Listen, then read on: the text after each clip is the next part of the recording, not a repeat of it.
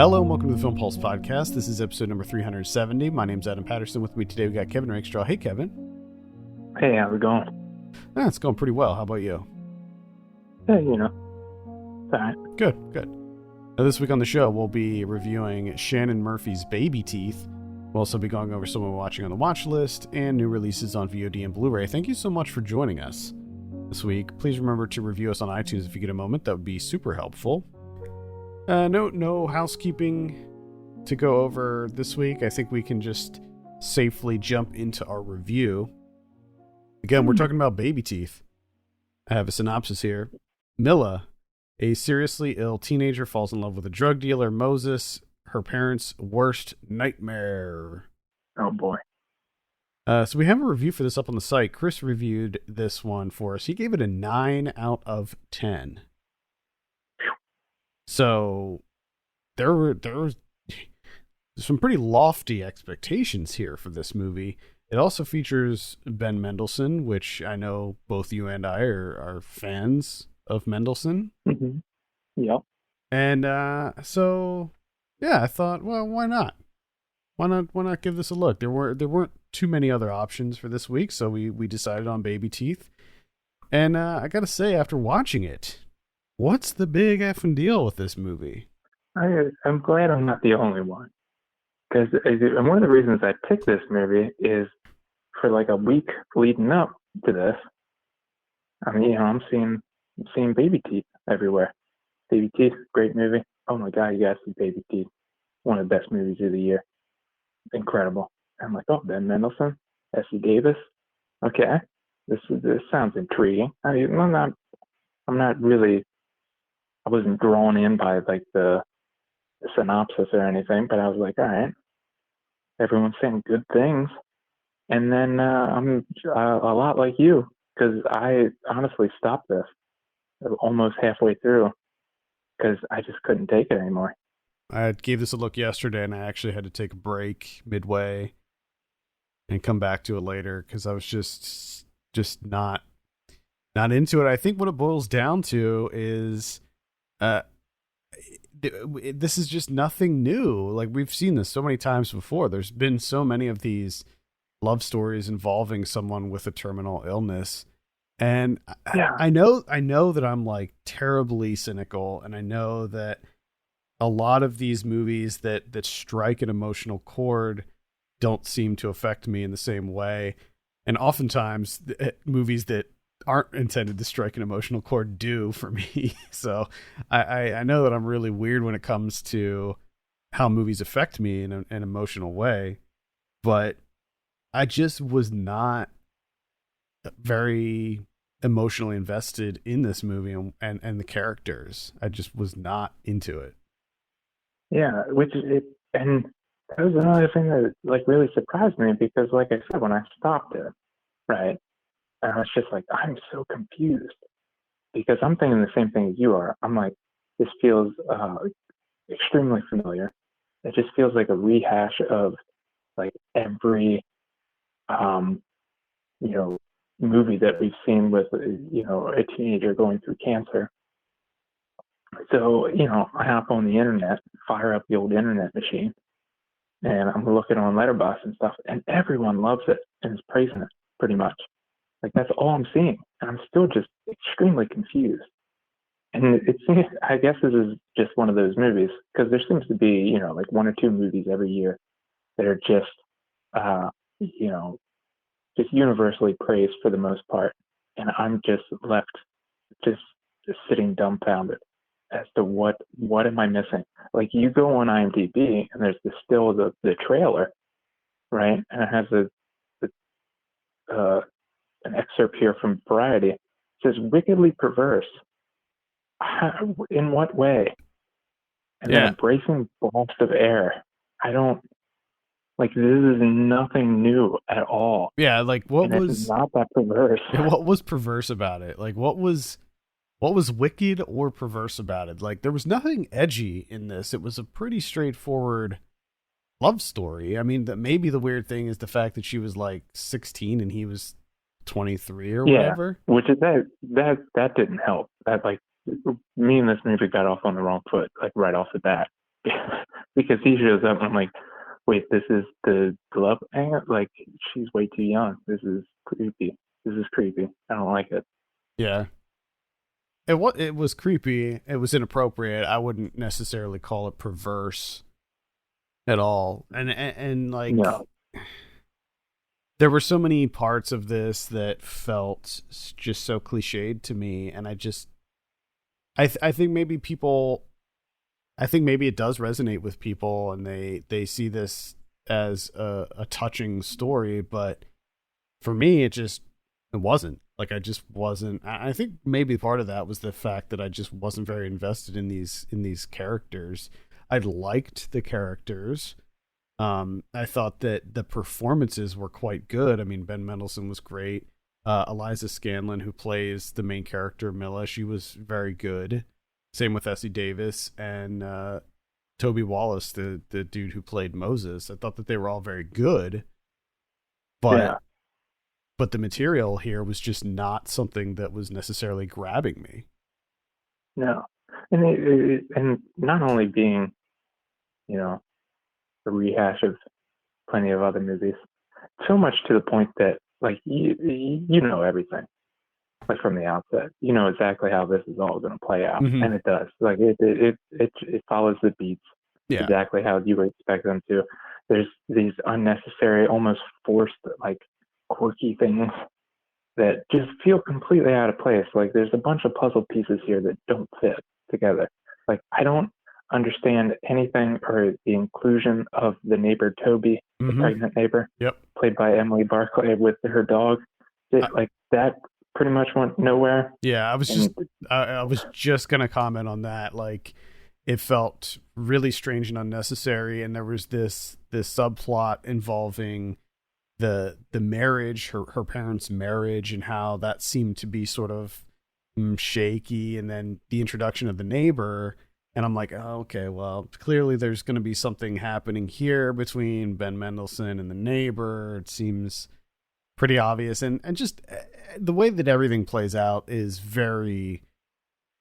very telegraphed. Like, you know exactly where this is all going to go. It seems fairly obvious from the onset.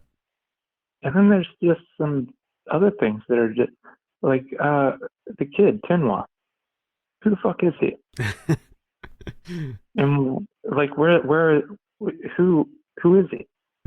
It's like, where's his parents? Yeah, I don't understand. He's just a kid that's there, apparently. I was just so confused. I don't know why, like, that was a thing. I wasn't a fan of the, like, chapter titles or whatever. No. Either, because they felt really inconsistent, and they bothered me. And a lot of times it was just like a title that told you what you immediately saw. Yeah. So there's really no point to them, other than, like, oh, look at this nice font and color. And I'm probably mistaken on this, but as I was watching it, one of the titles was called Romance Part 2, and I didn't recall a Romance Part 1. And I'm like, did they just have a Part 2 without a Part 1? I'm sure I'm mistaken on that, but you might not be, though. You might not be. Yeah. I mean, there's Tinwa. No one knows who Tinwa is and why he's here, unless I missed something completely with Tinwa. Because I was so confused by her, because he shows up at the birthday party at the end, and I'm like, where's this kid's parents? Well, like, was Gideon his dad? But it didn't seem like it. Wait, was that Tinwa at the end? I thought that was Isaac at the party at the end. Tinwa and Isaac were there, weren't they? Yeah, you're right. Which is also, it made me think that those scenes weren't real, because the thing with Isaac, Moses' little brother, it went from, like, he can't see him at all, can't be around him, to all of a sudden Isaac is in Moses' care alone, right, at the beach and at a birthday party, which seems completely not going to happen. And they make it seem like a significant amount of time has passed, but it really hasn't. So that was another thing that I found to be kind of odd about this, is that the transitions between, like, major sequences felt like, oh, well, this is like months later, but it really wasn't. Like you would still see No. like if Moses got injured in one scene, the next sequence he would still have those like cuts and bruises, but it would feel like it was a long time later because it seems like the major conflicts that occurred in that sequence have now been wrapped up nicely and everybody's, you know, friends with one another again, but he still has those like cuts and bruises. So the amount of time has been maybe days or at most like a week, and yet like they're all friends again. So it's really inconsistent, I think. Yeah, no, I mean the visual storytelling in that regard is pretty poor, and just a lot of the things just it feels like they're not connected. You know, like her decision at the end, the the task that she asked Moses to accomplish just seems completely out of place. It felt like a completely different movie. I know you do have like at the beginning, you know that she is, you know, what she was contemplating from the very outset, like when we first meet her. So we know that's a part of her, and that's in her mindset. But it just for her to bring him in when she knows that he has his own things that he's dealing with, and I just don't understand why she would put that on him. Yeah, it seemed really uncharacteristic, and especially because things were going good, you know, between the relationship between her and her parents and her and Moses and even Moses and her parents. It seemed kind of like it was a little bit out of nowhere. For the run time. I mean, and all these relationships, but it didn't feel like there was that much development. It didn't feel like there was that much of a journey with these characters over the course of 2 hours. No, I completely agree. It feels like I just got kind of the base points, and then we just kept hitting those base points over and over again until the end. Yeah. Yeah. Now, it might not be a movie suited for me. You know, it might not be a movie that's marketed towards someone like me. I'm not a parent, so I don't necessarily have that connection. Yeah. I think that maybe if you are a parent, there's probably a lot more that you can glean from this, especially because I think that it is sort of an interesting dynamic when you have a child who has this life-threatening illness, and you want them to be happy and you want them to be comfortable, and you're willing to go to some lengths that you maybe wouldn't otherwise do, like allow them to befriend a drug addict, you know? Yeah. So I think in that regard, there was something there with this movie showing the parents sort of making that decision, like, okay, well, this is what truly makes her happy, so let's kind of support this and go along with this, even though it's not a good idea. So I liked that aspect of it. But for me, again, the arc, the development of these characters just didn't really suit that premise. Yeah. Yeah. No. And I mean, it just feels, again, not only is it familiar in the sense of like the subject matter here, but also just in terms of filmmaking, it just felt like, you know, every quote unquote indie darling that played like Sundance, or, you know what I mean? Like even the style of it just feels really familiar and well worn. So there wasn't anything that, you know, kind of grabbed my attention or caught me off guard, like visually or even, you know, or editing wise or anything. You know what I mean? Like everything just feels just very plain. Yeah. Yep. Yeah. I mean, how many shots did we get of the back of the old nape of the neck? A little bit of a woozy camera. a little just a little woozy. Swinging a little bit in the breeze, catching that internal struggle on the nape of the neck. I mean, that took up almost like 20 minutes of the movie, I think. I thought Essie Davis had some pretty good moments in this, though. She was able to really stretch her acting muscles here and had some really powerful scenes. But again, her character was kind of like, as soon as you meet her, you're like, oh, she's gonna be the, she's having a tough time, so she's kind of going a little bit overboard with the prescription drugs. Right. Yeah. It's gonna make her a little flighty. But they didn't even really do much with that either. No, they kind of abandoned that, which is good, because I was like, I hope that's not. Oh my god! I just remembered the scene. There's one scene with Ben Mendelsohn. There's like a development with his character, and you're just like, whoa, what?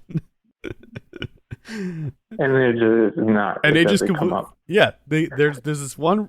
Like, to me, I found it to be like really jarring. Like, all of a sudden, they're showing Ben Mendelsohn doing this thing, and I'm just like, whoa, what? Wait a minute. And then he brushes it off, and then it's never addressed again for the rest of the movie. And you're just like, okay, okay. That seems like a serious issue that needs to be, there needs to be some sort of resolution to that. Yeah. Because why would you show that otherwise? I mean, and it's not even that they showed it, is that there was a title card. So it was like a chapter, even though it was only like 2 minutes long. Mm-hmm. But they made a title card specifically for that scene. Yeah, it's weird, man. I'm just not into it. And not that I wanted you to not like this movie, you know what I mean? Like, I wanted you to enjoy. I want you to enjoy every movie, obviously. But it was oddly comforting to get a text from you that was like, yeah, I don't get this. I'm like, thank God. That's the only one. Yeah. So I was so worried that, that this would turn, and you would be like, oh my God, this is just unbelievable. Just a tour de force. Oh, maybe. And then I would just be even more confused. Maybe I would have been able to like articulate it and have you understand, but no, I can't do that because frankly, I don't see the appeal of this movie. And maybe it's because I've seen other movies that deal with the same subject matter in a better way. Or just that I've seen other movies that deal with the same subject matter, period. Yeah. And frankly, I'm not a big fan of any movies that deal with this topic in this specific way, where they pull in a romance angle to it. Well, they always do the romance angle, and then they always do, it's got to be coming of age. He's coming of age, and you got to have the comedy in there, which the comedy's always got to be this, I guess what they would call, or what they assume to be, wickedly perverse. But I'm not sure that those are the right words for it. No. Oh, yeah. They always got to throw, like in this, these little quirks. Mm-hmm. He's a drug addict. Ain't that funny? His parents are drug addicts too. Is that funny? Nothing but a bunch of drug addicts in here. All right. A bunch of drugs. That's Babyteeth. That is available now on VOD platforms. Kevin, what are you going to give this out of 10? I feel like my heart is dead. And like I'm just a really cold person. But I like a 4. Yeah. I'm sitting at around a 4.5 on this one too. Yeah, like that's how I was feeling. Like as I was watching it, I'm like, am I just that cynical where this is not affecting me emotionally? Like I'm not getting choked up or feeling sad. Like I know that's not the case though, because movies and TV do affect me emotionally, and I do tear up and get sad over. I mean, I'm playing a good example. I'm playing The Last of Us 2 right now, and that's like an emotional gut punch over and over again. And I've already gotten emotional a number of times playing through that game. So I know it's not that. I know that I'm not that dead inside. It's just, like there's so much time spent on these, these little side like, I don't even know if they're plots really. They're just instances, the happenings. You know, everything with the pregnant neighbor. Like, there's a whole thing where he's like wildly unprofessional. You know, this woman's like crying, and he's just like, hold on, I gotta change a on light bulb. hold on one second. And he's like, yeah, he runs the whole way to change a light, and you're just like, oh, okay. Like, I understand you're in a really stressful situation, and you know, people deal with things differently. But I don't know what this is. I don't know what to do with this.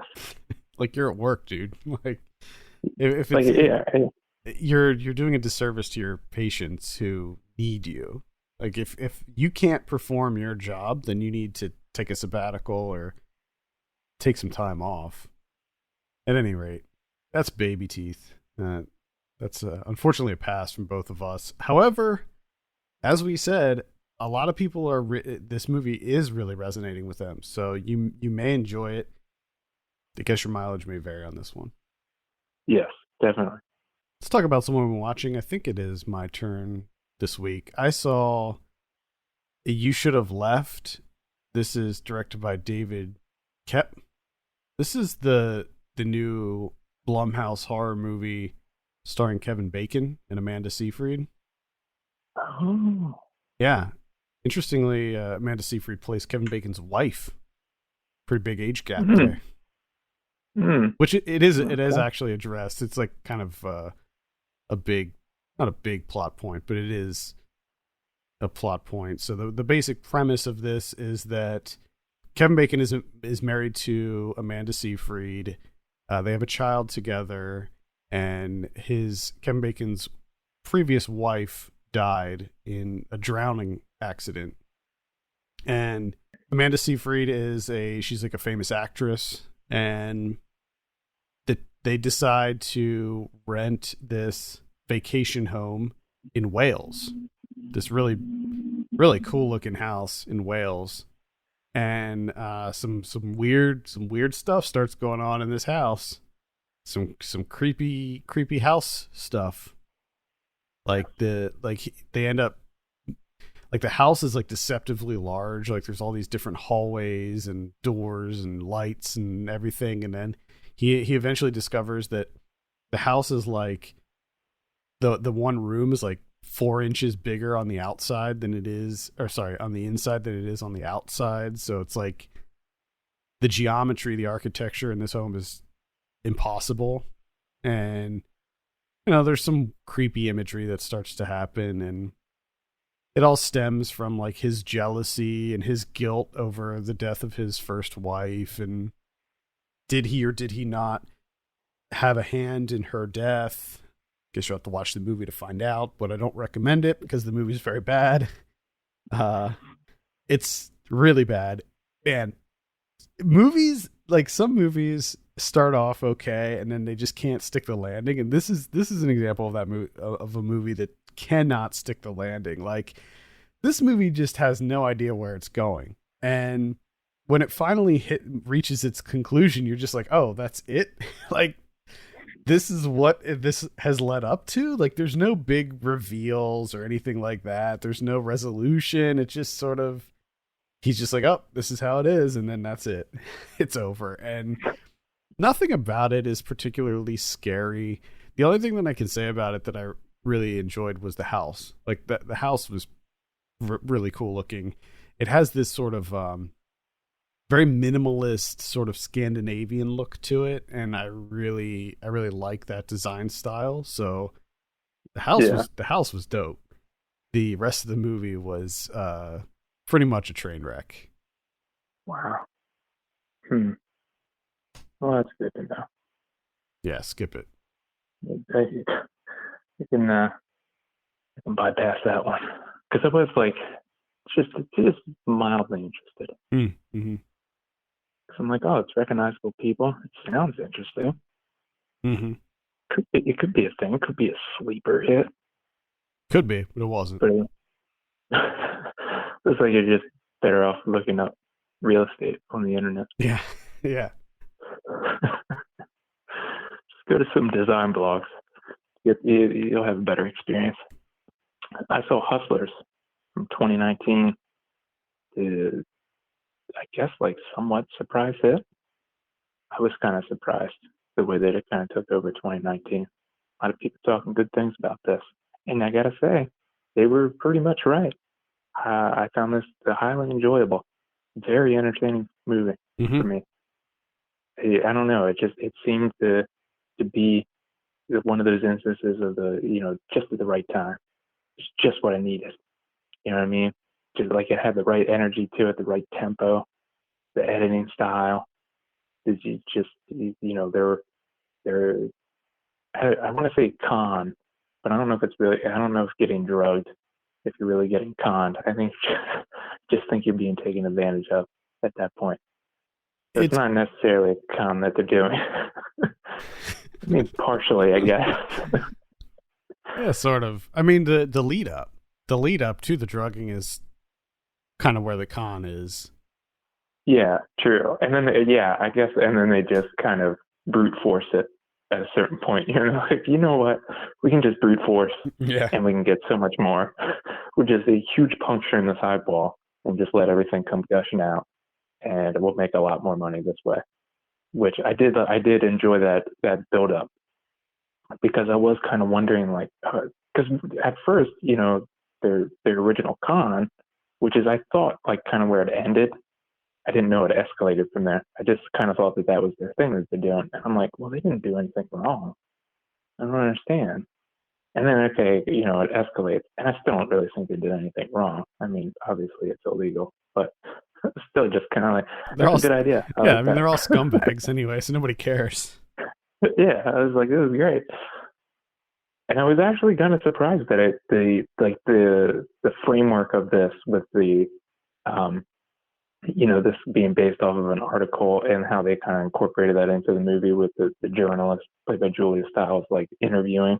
Like, I thought that whole framework was going to be, like, irritating and wouldn't work. But I have to say, like, it didn't really bother me that much. I thought it was, for the most part, pretty well done. I found it to be lean and entertaining, I 100% agree. I really enjoyed this. This was a huge surprise for me. This was one that, like, my wife saw it, said it was really good, and I heard other people saying that it was really good, and I waited till I think the very end of the year to watch it, and after I did, I was like, wow, like, that really was a surprise. Really, it was very fun. I'm glad you liked it. That's Hustlers, so definitely check that out. The only thing I disagree with is everybody was giving Jennifer Lopez a lot of praise for her performance, and I didn't think it was anything amazing. Yeah, I mean, she was good. I thought she was fine. She was fine. So a lot of the movies that I saw this week were in preparation for this month's Saved by the 90s, so I won't really get into any of those. However, I did watch a movie that I noticed that you also watched, and I don't ever recall you talking about it on the show. This is Ned Rifle by Hal Hartley. Oh, yeah, you own Ned Rifle. Yeah. My question is, this is the third entry in a trilogy. Did you did you see the other ones? Absolutely not. I didn't think so, because I thought on your review, on your Letterboxd review, it said that was your first Hal Hartley. Yeah. No, I think that was something that I learned after the fact, watching it. Because I think there was a part of me that was like, I get the feeling that some of this stuff is like, I should know. You should know. Because it definitely is, like, you kind of need to see the other ones. Well, I will say that I think for the most part it worked for me. Like, they do. I enjoyed it. Yeah, they do kind of work standalone, but to really understand the context, you have to see the other ones. I'm not going to, but because Ned Rifle wasn't good enough that I was like, oh, yeah, I want to go back and watch more of these. I would actually recommend it, just because it's such a weird trilogy. It's so bizarre. And we're gonna be talking about Henry Fool on this month's Saved by the 90s. And after watching Henry Fool, I was just like, I gotta see how the other two play out, like how this story plays out, because Henry Fool, which came out in 1997, is a pretty standard 90s New York indie movie. You know, if you're familiar with the indie boom of the 90s, like they all kind of had the same style. Like they felt almost like a precursor to mumblecore in a lot of ways. And Mm-hmm.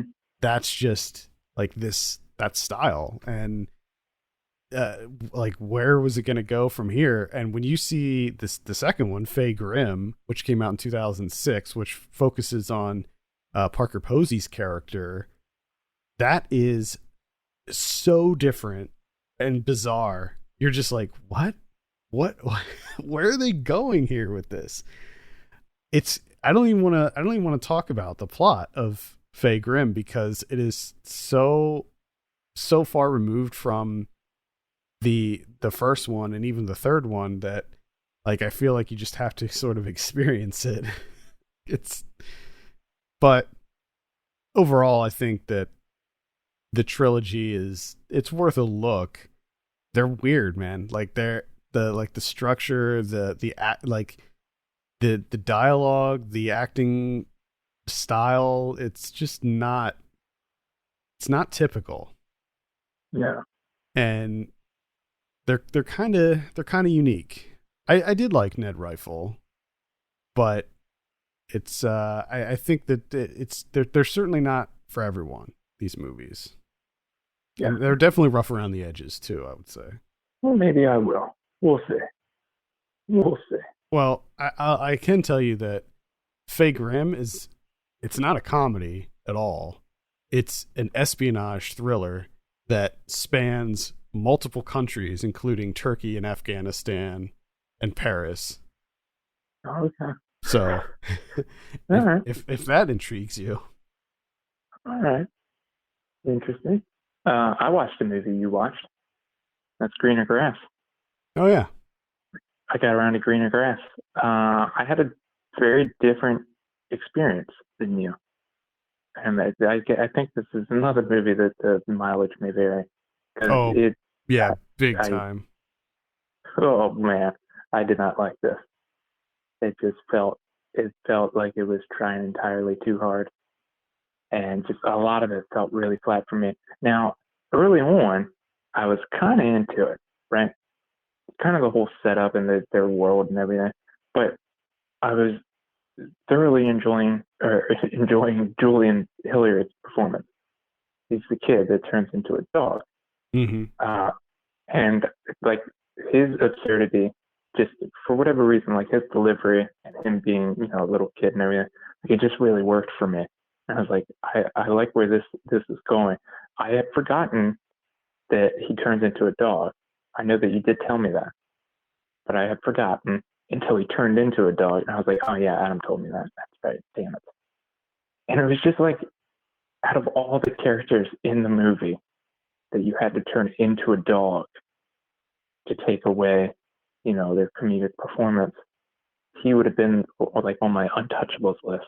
Like whatever you do, just let this kid keep doing what he's doing. You can change one of these other people, these handful of people into a dog. That's fine. But no, they picked the one person that I was thoroughly enjoying in the movie. So then it just kind of nosedived from there because I missed him and him yelling at his mom that she's a school and that she has a bunch of clocks inside of her. This is another movie that I feel like they didn't know how to end it. No, it didn't. And interestingly though, is like it seemed to be going to this place where you're like, oh, okay, we're actually gonna like come to not necessarily a conclusion, but we're gonna like have this kind of like a small revelation or some like, oh, you actually had a message behind all this weirdness that you're doing that felt so nonsensical. And then it kind of didn't, and then just ended. It's just like, oh, all right. But and then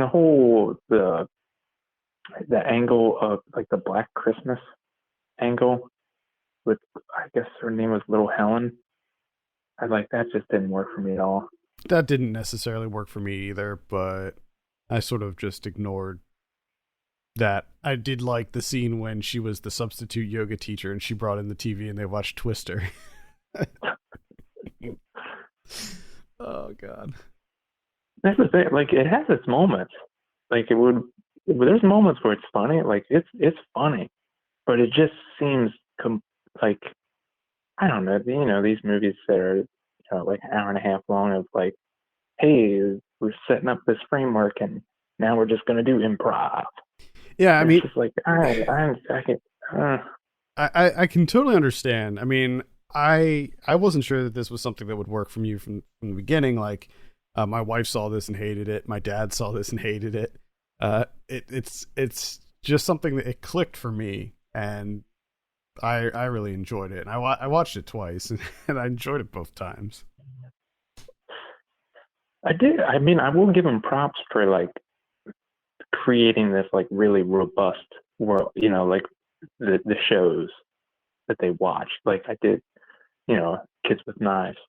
I like that idea. Kids with Knives, and I like how like you built this whole like multi-layered universe. So I will give them props for that. But it didn't hit my funny bone like I was hoping it would. Mm-hmm.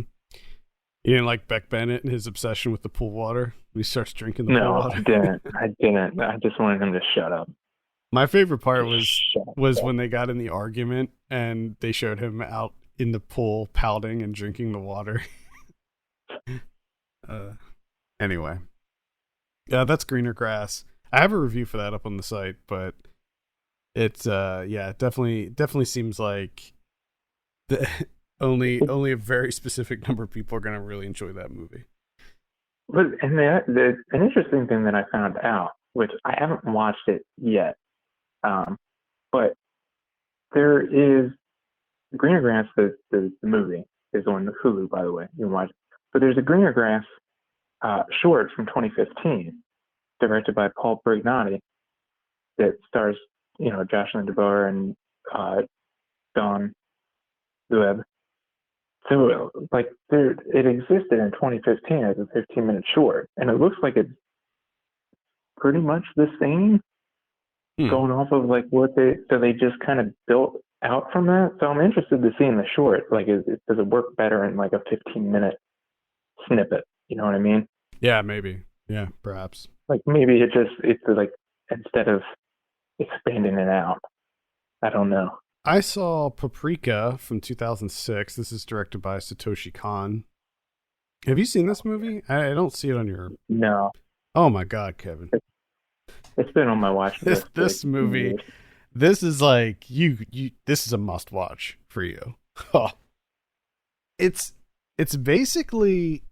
So Paprika is basically Inception. It's kind of the same idea as Inception, where there's this device that allows you to go into people's dreams and affect their dreams.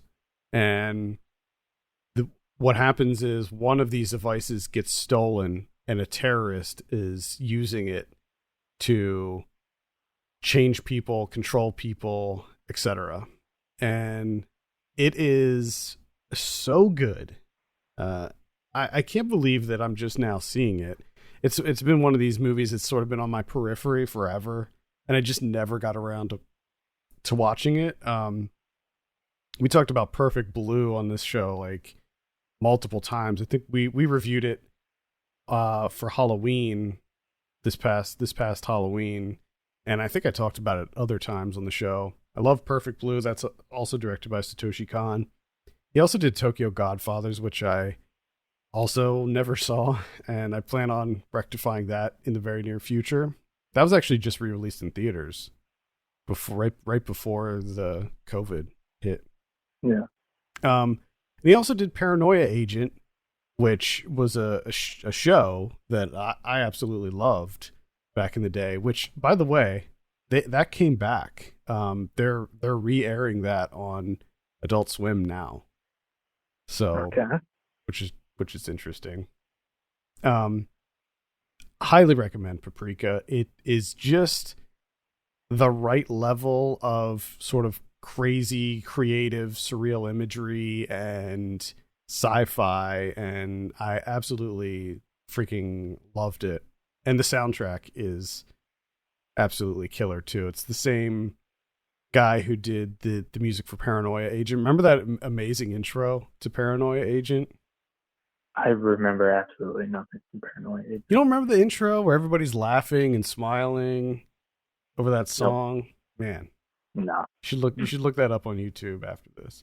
Susumu Hirasawa is the composer. Amazing soundtrack. Must see. Paprika. Check it out. Okay, let's take a look at what we have on VOD this week. On the 23rd, we have Daddy Issues. That is a comedy, I think.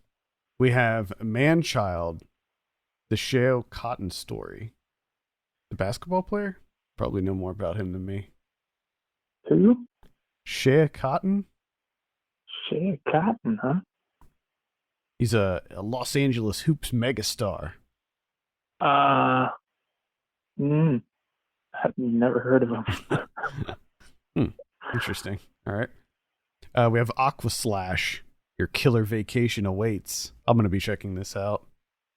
Looks campy and fun. We have Time Warp, the greatest cult films of all time, Volume 3, Comedy and Camp. I talked about this movie many moons ago, and the third entry is coming out this week. It just seems like they should have all been released at the same time. I agree. The whole one. Yeah. Like you're not. It's not that compelling to me that you need to space these out. Yeah, they should have just put them all out at once. We have The Ghost of Peter Sellers. And then on the 24th, we have Athlete A. That's going to be on Netflix. Then on the 26th, we have Eurovision Song Contest, The Story of Fire Saga. That's going to be on Netflix as well. That's the comedy with Will Ferrell and Rachel McAdams, where they play an Icelandic singing duo who enters the Eurovision Song Contest. That's the next entry in a long line of quirky job movies that Will Ferrell has done over the years. So after he moved on from the sports comedies. Mm-hmm. I don't know. Have you seen the trailer for this or heard anything about it? No, I had no idea about this. It sounds like it could be funny, but I'm like 99% sure that it's not. Yeah, I think that I did see the trailer for it, and the trailer is not funny, so I don't think it's going to be very good. I'll watch it just because it's on Netflix, and I'm always in the market for a good comedy. But it seems like something that would work perfectly as a Funny or Die, like 8-minute video, like a mockumentary. Yeah, that would probably work nicely. I don't think that's the case here, though. We'll see. No. Okay. Also on the 26th, we have My Spy. That's the Dave Bautista comedy. That was supposed to be in theaters, and Amazon is going to be releasing that. So that'll be on Amazon Prime. If you're a Prime member, you can give that a look. Okay. We have Irresistible. This is the Jon Stewart directed political comedy with Steve Carell. And I believe that is it for this week on VOD. Let's see what we have on Blu-ray. Okay, we have Dream Demon from 1988. That's coming out on Arrow. We have The Spider from 1958. The Last Valley from 1971. The Road to Wellville from 1994, starring Matthew Broderick. Remember that movie? Where he played, oh my God. What was his name? Like John Kellogg? Can't remember the guy's name. John Harvey Kellogg, yeah. Road to Wellville. What a movie that was. Very, very strange. Got Corpus Christi. And Then We Danced. The Last Supper. The Vampire Conspiracy from 2005. Oh, hell yeah. Daddy Issues. Jasper Mall. That one's I actually enjoyed that. I think I saw that at Slam Dance this year. That's about it. What about Criterion's this week? We have a contemporary pick with Portrait of a Lady on Fire. Uh-oh. Which I gotta say, cover-wise, Killer. Perhaps one of the best covers they've ever produced. Amazing. Just incredible. Bunch of new interviews, conversations, all sorts of stuff on there. And then Tokyo Olympiad, which is Kanishikawa covering the 1964 Summer Games in Tokyo with a ton of cameras, just a ton of coverage. Are you going to finally check out Portrait of a Lady on Fire because of this, or still? I'm saying yes, because I do want to see it, but I've also been saying yes for like a year plus, and it hasn't happened. I mean, for you, I would just say to temper your expectations. Like, I think this could be another Carol situation for you, because I know it was for me, where it was a movie that everybody loved, and I saw it and I'm just like, yeah, it was pretty good. Yeah, we'll see if that happens in 2020. It is worth a look. Don't get me wrong. I wasn't blown away with it like a lot of other people were. Yeah, I hear you. All right, I think that's going to do it for this week. Thank you so much for listening. You can send us your questions and topics to podcast@filmpulse.net. You can follow us on Twitter @filmpulsenet and @filmpulsekevin. And if you have a minute, consider reviewing us on your podcast platform of choice. For Kevin Rakestraw, my name's Adam Patterson. We'll see you next week.